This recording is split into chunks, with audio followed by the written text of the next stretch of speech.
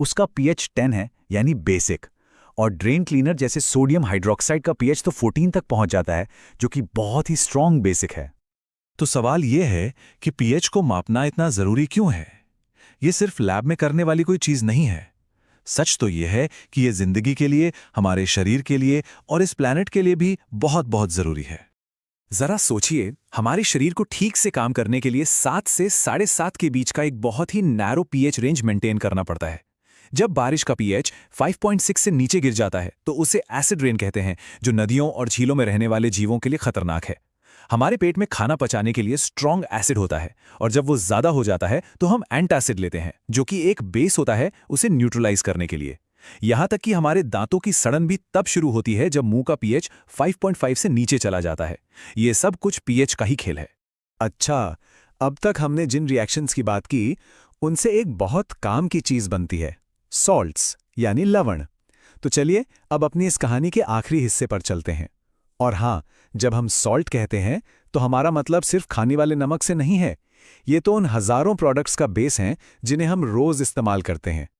सबसे famous salts में से एक है बेकिंग सोडा। ये एक माइल्ड बेस है, लेकिन इसके काम देखिए। बेकिंग में इसका इस्तेमाल होता है केक और ब्रेड को फुलाने के लिए, क्योंकि ये कार्बन डाइऑक्साइड गैस बनाता है। यही बेकिंग सोडा एसिडिटी से राहत के लिए एंटासिड का काम भी करता है। और तो और आग बुझाने वाले कुछ यंत्रों में भी इसका इस्तेमाल होता है। फिर आता है वॉशिंग सोडा। ये भी एक सॉल्ट है, लेकिन बेकिंग सोडा से काफी ज्यादा स्ट्रॉन्ग। इसका इस्तेमाल देखिए, कांच, साबुन और पेपर इंडस्ट्री में होता है। घरों में इसे एक पावरफुल क्लीनिंग एजेंट की तरह यूज करते हैं। और एक बहुत जरूरी काम, ये पानी की परमानेंट हार्डनेस को हटाने में भी मदद करता है। और आखिर में बात करते हैं प्लास्टर ऑफ पेरिस की। इसका नाम तो सबने सुना होगा, टूटी हड्डियों पर जो प्लास्टर चढ़ता है। ये बनता है जिप्सम नाम के एक सॉल्ट से।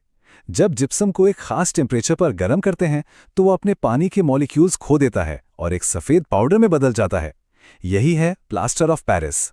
और फिर जैसे ही इस पाउडर में पानी मिलाते हैं, ये वापस जिप्सम बनकर एक कठोर सॉलिड मास बन जाता है, जो टूटी हुई हड्डी को अपनी जगह पर बनाए रखता है। है ना कमाल का केमिकल मैजिक?